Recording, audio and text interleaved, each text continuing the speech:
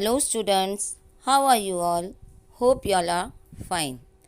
Today we are going to learn a new lesson. In this lesson, we are going to say farewell to the teacher. Today we are going to learn a lesson number 36, a farewell to the teacher. So, let's start with the lesson. In this lesson, Yogita is addressing the farewell party and she says that our respected teacher Mrs. Shastri and all my friends belonging to class 4th B. As you know well, we have arranged this short function today to say goodbye to our favorite teacher. First of all, I request Madhu to say a few words about her. So here, Yogita, she tells the class that they have arranged the short function to say goodbye to their favorite teacher, and she requests Madhu to say few words about Mrs. Shastri, who is their class teacher. Now Madhu addresses the function. Madhu says, our favorite teacher, Mrs. Shastri and friends. I am really going to limit my speech to a few words. 4 years ago, I never dreamed that I would be able to make a speech in English. It is only because of Mrs. Shastri that I am able to do so today. She is a great teacher and we have enjoyed every minute of her class.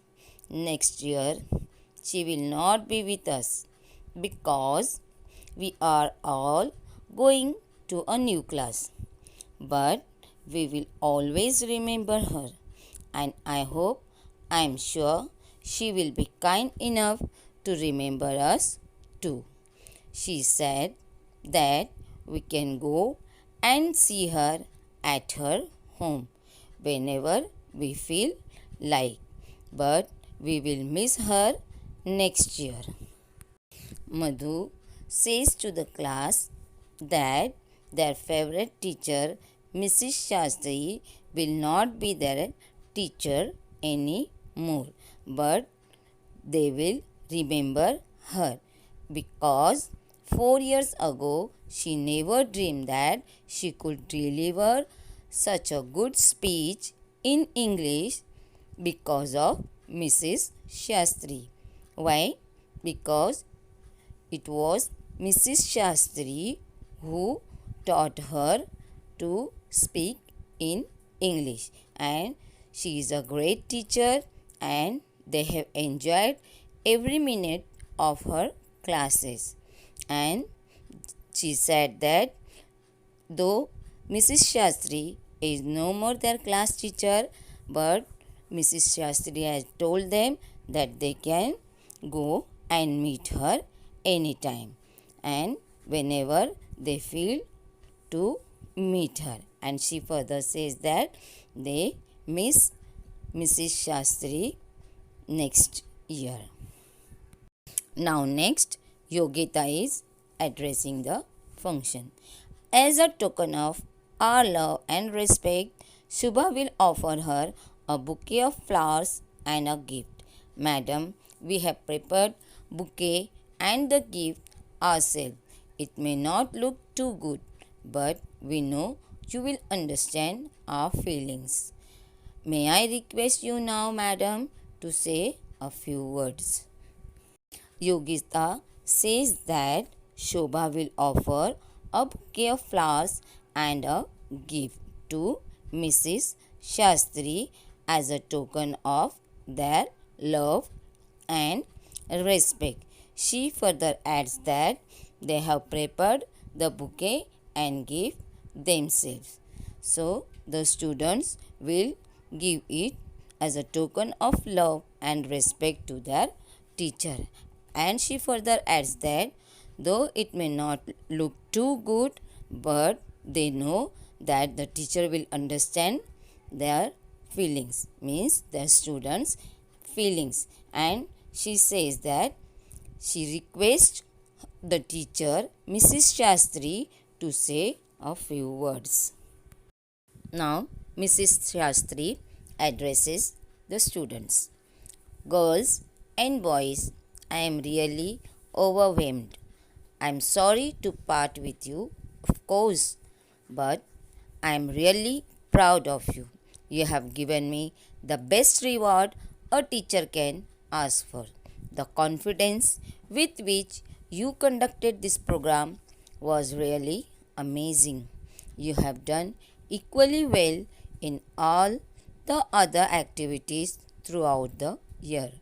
I am sure you all have a bright future ahead of you. I wish you all the very best in life. Now, Mrs. Shastri, who is the class teacher, is happy to see that her students had conducted the program with confidence and made her the day unforgetful. So, she will never forget and she wished them for the bright future. In this way, the students thanks their teacher. So, this was a farewell to the teacher from her students. Now we'll see the next lesson. Lesson number 37, Rayakan and the Starfish. In this lesson, we'll see how a monk tries to save some starfish. Now we'll see the lesson about Rayakan, a monk. A monk is a person who is a priest and they are very kind to everyone. Rayakan was a monk who lived in Japan. He was a well-known teacher and a poet and a calligrapher. Who is a calligrapher?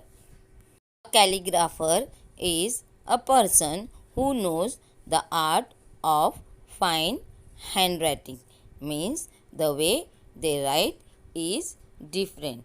It is a different way of writing method. One day he was walking on the beach and he saw that hundreds of starfish had been washed ashore in a storm. Rayakan, who was a monk, one day when he was walking on the beach, he saw that there were hundreds of starfish. They had been on the shore because of the storm. The storm had blown over and the starfish were dying in the hot sun.